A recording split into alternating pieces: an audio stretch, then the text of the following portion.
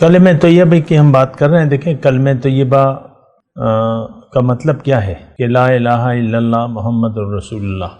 تو انسان کو اللہ تعالیٰ نے دنیا کے لیے نہیں بنایا، اس کو اپنے لیے بنایا ہے، یا آخرت کی کامیابی کہہ لیں آپ، آخرت کی کامیابی کے لیے۔ یعنی حدیث کا مفہوم ہے، اللہ کے رسول فرماتے ہیں کہ اے لوگو، اللہ تعالیٰ نے تمہیں دنیا کے لیے نہیں بنایا بلکہ دنیا کو تمہارے لیے بنایا ہے، اور تمہیں اللہ تعالیٰ نے اپنے لیے یعنی آخرت کی کامیابی کے لیے بنایا ہے۔ انسان اگر دنیا میں آ کے اپنے مقصد وجود کو بھول جائے تو اس کو کلمہ طیبہ پڑھے یا نہ پڑھے اس کو کوئی فرق نہیں پڑتا۔ یہ بات نوٹ کر لیں، کلمہ طیبہ تو انسان کے مقصود کی کامیابی کے لیے ایک معاہدہ کا نام ہے کہ انسان اگر دنیا کی بجائے اللہ کو اپنی منزل بنا لے، اور پھر اس کو اللہ سے ایک وعدہ کرنا ہوتا ہے۔ دیکھیں اللہ، جب میں کہتا ہوں کہ اللہ تعالیٰ ہمارا مقصود ہے، اس کا مطلب بھی آپ جان لیں کہ اللہ تعالیٰ ہمیں یعنی انسان کی حقیقت دیکھیں ظاہر نہیں ہے، باطن ہے، جسم نہیں ہے، انسان کی حقیقت روح ہے۔ روح ایک تھوڑے عرصے کے لیے دنیا میں آتی ہے، اللہ تعالیٰ یہاں روح کو ایک جسم کا مکان دے دیتا ہے اور کچھ وقت دے دیتا ہے۔ اعوذ باللہ من الشیطان الرجیم، بسم اللہ الرحمن الرحیم، اللہم صلی علی سیدنا محمد معدن الجود والکرم وآلہ وسلم۔ سامعین و ناظرین اکرام، السلام علیکم ورحمۃ اللہ وبرکاتہ۔ آج کا ہمارا موضوع کلمہ طیبہ کی حقیقت۔ دیکھیں اللہ تعالیٰ نے یہ کائنات بنائی ہے اور اس کا ایک مقصد ہے۔ کائنات میں یہ دنیا بنائی ہے، اس کا بھی مقصد ہے۔ دنیا میں انسان کو بنایا ہے، اس کا بھی ایک مقصد ہے۔ دیکھیں مختصر بات یہ ہے کہ انسان مقصود کائنات ہے، خلاصہ کائنات ہے، کائنات کا نچوڑ ہے۔ یہ اللہ تعالیٰ کی وہ تخلیق ہے جس کا مقصد مادی نہیں ہے، روحانی ہے اور مادے سے ماورا ہے۔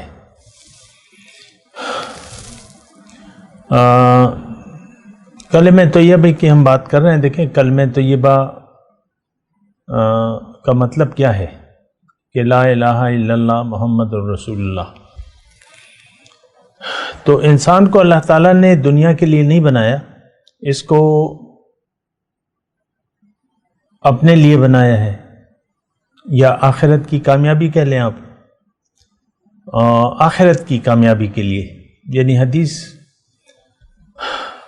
حدیث کا مفہوم ہے، اللہ کے رسول فرماتے ہیں کہ اے لوگو، اللہ تعالیٰ نے تمہیں دنیا کے لیے نہیں بنایا بلکہ دنیا کو تمہارے لیے بنایا ہے، اور تمہیں اللہ تعالیٰ نے اپنے لیے یعنی آخرت کی کامیابی کے لیے بنایا ہے۔ انسان اگر دنیا میں آ کے اپنے مقصد وجود کو بھول جائے تو اس کو کلمہ طیبہ پڑھے یا نہ پڑھے اس کو کوئی فرق نہیں پڑتا۔ یہ بات نوٹ کر لیں، کلمہ طیبہ تو انسان کے مقصود کی کامیابی کے لیے ایک معاہدہ کا نام ہے کہ انسان اگر دنیا کی بجائے اللہ کو اپنی منزل بنا لے، اور پھر اس کو اللہ سے ایک وعدہ کرنا ہوتا ہے۔ دیکھیں اللہ، جب میں کہتا ہوں کہ اللہ تعالیٰ ہمارا مقصود ہے، اس کا مطلب بھی آپ جان لیں کہ اللہ تعالیٰ ہمیں یعنی انسان کی حقیقت دیکھیں ظاہر نہیں ہے، باطن ہے، جسم نہیں ہے، انسان کی حقیقت روح ہے۔ روح ایک تھوڑے عرصے کے لیے دنیا میں آتی ہے، اللہ تعالیٰ یہاں روح کو ایک جسم کا مکان دے دیتا ہے اور کچھ وقت دے دیتا ہے۔ اس وقت میں اس نے اللہ کی ملاقات کی تیاری کرنی ہوتی ہے۔ دراصل دیکھیں اللہ تعالیٰ ہمیں ایک بہت بڑا مقام، انعام دینا چاہتا ہے، اور وہ مقام اور انعام کیا ہے؟ اللہ کی ملاقات، اللہ کا تقرب اور دیدار۔ ملاقات، تقرب اور دیدار، یعنی دنیا کیا ہے؟ دنیا میں روح کیوں آتی ہے؟ یہ اصل میں تیاری کی جگہ ہے۔ جیسا کہ آپ ایک سفر کے لیے تیاری کرتے ہیں، مثال کے طور پہ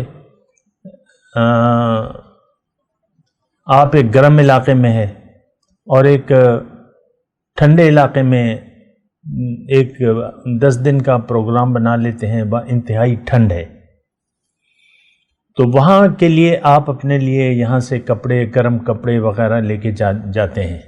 یا میں ایک دوسری مثال دوں، عام طور پہ دیکھیں یہ حج جو ہے، ہم تو مطلب دور رہتے ہیں یعنی حج کے مقام سے، اور کافی وقت بعد موقع ملتا ہے انسان کو حاضری کا، تو ہمیں کہا جاتا ہے کہ حج یعنی حج جانے سے پہلے حج کے لیے تیاری کر لو، اور وہاں یہاں پر کتابوں میں ہمیں لکھا جاتا ہے کہ وہاں جا کے تمہیں پیدل چلنا ہوگا، تو یہاں پیدل چلنا معمول بنا لو اور اس کے لیے تیار کر لو۔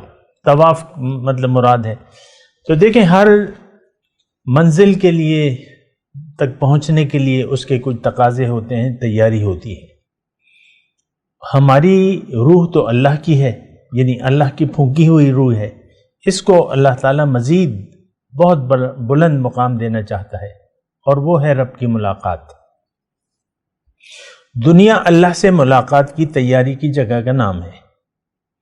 اس میں اگر ہم زندگی کلمہ طیبہ کے مطابق گزاریں گے تو ہم اس ملاقات کے اہل ہو جائیں گے، اور اگر ہم کلمہ طیبہ کے خلاف زندگی گزاریں گے تو اس ملاقات کے ہم اہل نہیں ہو سکتے۔ یہ بات نوٹ کر لیں۔ بہرحال میں آپ کو یہ کہہ رہا تھا کہ دیکھیں انسان، ایک تو یہ کائنات بے مقصد پیدا نہیں کی اللہ تعالیٰ نے، ہر چیز کا ایک مقصد ہمیں نظر آ رہا ہے۔ دنیا میں جو بھی اشیاء ہیں اس کا ایک مقصد نظر آ رہا ہے، گائے ہے، بیل ہے، بھینس ہے، بکری ہے، درخت ہے، چرند پرند ہیں، سمندر، دریا، رات دن، یہ تمام جو نظام کائنات ہے، آپ سبزیوں کو لے لیں، پھلوں کو لے لیں، سبزیوں کو لے لیں، اجناس لے لیں، یہ تمام کائنات انسان کی خدمت کے لیے اللہ تعالیٰ نے بنائی ہے، انسان کی ضروریات پورا کرنے کے لیے اور اس کو ایک بہتر زندگی دینے کے لیے اللہ تعالیٰ نے یہ کائنات بنائی ہے۔ باقی تو تفصیل ہے، خلاصہ کلام یہ ہے کہ دنیا میں جو بھی اشیاء ہیں یا اس کائنات میں جو بھی ہے، اللہ تعالیٰ نے فرمایا وَسَخَّرَ لَكُم مَّا فِي السَّمَاوَاتِ وَالْأَرْضِ، میں نے تمہارے فائدے کے لیے مسخر کر دیا ہے جو کچھ آسمانوں اور زمینوں میں ہے۔ تو سب چیزیں ہماری خدمت میں لگی ہوئی ہیں، یہ بات نوٹ کر لیں۔ بارش برس رہی ہے ہمارے لیے، یعنی اس کا مین فائدہ ہمارے لیے ہے، بارش برسنے کا۔ پانی ہے، یہ ہمارے لیے اللہ تعالیٰ نے بنایا۔ اچھا، سبزیاں، پھل، اجناس، یہ سب ہمارے لیے ہیں، بنیادی طور پہ ہمارے لیے۔ باقی تو جزوی طور پہ اور لوگ بھی فائدہ اٹھاتے ہیں، پرندے کھاتے ہیں اسے اور جو بھی ہے، تو مین اس کا آپ دیکھ لیں، اس میں تو کوئی شک و شبہ نہیں ہے۔ آپ تھوڑی سی عقل استعمال کریں تو ہمیں یعنی واضح ہو جائے گا کہ یہ سب کائنات اللہ تعالیٰ نے، بلکہ کائنات اور دنیا میں جو بھی چیزیں ہیں یہ اللہ تعالیٰ نے خاص میرے لیے بنائی ہے۔ یعنی ہر چیز کا ایک مقصد ہے، یہ نہیں ہو سکتا کہ یہ کائنات اور یہ ساری چیزیں جس ہستی کے لیے ہوں وہی ہستی پہ مقصد اللہ تعالیٰ نے بنائی ہو۔ تھوڑا سوچے تو، ہم سب لوگ تو بے مقصد زندگی گزار رہے ہیں، اور اگر مقصد ہے تو وہ تو باطل ہے۔ مقصود تو ہم نے بنا لیا ہے دنیا کو، ظاہر کو، آپ سب اپنے آپ کو دیکھیں، اپنے ذہنوں کو پڑھیں کہ ہمارے ذہن میں بس دنیا کی وہ خیال چل رہا ہے. چھوٹے ہوں، بڑے ہوں، بوڑھے ہوں، بچے ہوں، یہ سب دنیا کے خیال میں زندگی گزار رہے ہیں اور گزارنا چاہتے ہیں. یہ تو بہت بری بات ہے. چلیں، بچے تو ناسمجھ ہوتے ہیں، لیکن جب انسان سمجھدار ہو جاتا ہے، وہ سمجھ بوجھ کے اپنی منزل دنیا کو بنا لیتا ہے. آپ دیکھ لیں، ہم جب بچہ جوان ہو رہا ہوتا ہے یا جوان ہو چکا ہوتا ہے، وہ اپنی زندگی میں ایک آئیڈیل ذہن میں بنا لیتا ہے. آئیڈیل زندگی سوچنے لگتا ہے. اس کی میں تفصیل میں نہیں جاتا، لیکن ہمارا آئیڈیل صرف دنیا ہے، اور جو کچھ اس میں ہے وہ ہمارا آئیڈیل بن جاتا ہے. اچھی زندگی، ہر شخص اچھی زندگی گزارنے کا خواب دیکھتا ہے، اور یہ بہت ایک ادنا سوچ ہے، ایسی بات نہیں ہے. اصل میں دراصل یوں ہوتا ہے کہ انسان چونکہ حقیقت کو سمجھ نہیں پاتا، نہ خود یہ سوچ سمجھ سے کام لیتا ہے، نہ معاشرہ اسے بتاتا ہے، نہ والدین اسے بتاتے ہیں، نہ ممبر پر یہ بات بیان کی جاتی ہے. آج جمعہ کا دن ہے، میں ایک مسجد میں نماز پڑھنے گیا تو بس خطیب صاحب قصے کہانیاں اس میں لگے ہوئے تھے، اور باتیں ان کی، یعنی دیکھیں، میں کسی پر انگلی نہیں اٹھا رہا، لیکن حقیقت یہ ہے کہ ہمیں ہماری حقیقت، ہمارے مقصد، منزل کا راستہ، یہ ہمیں نہیں بتایا جاتا، اور نہ ہم خود سوچتے ہیں. ہم ایسے ماحول میں پیدا ہوئے ہیں جو ظاہر دار ہے، دنیا دار ہے، اور دنیا ہی کی طرف اس کا رخ ہے. بات کرتے ہیں ایک وقفے کے بعد. وآخر دعوانا ان الحمد للہ رب العالمین. لی وسلم دائما ابدا علی حبیبک خیر الخلق کلہم.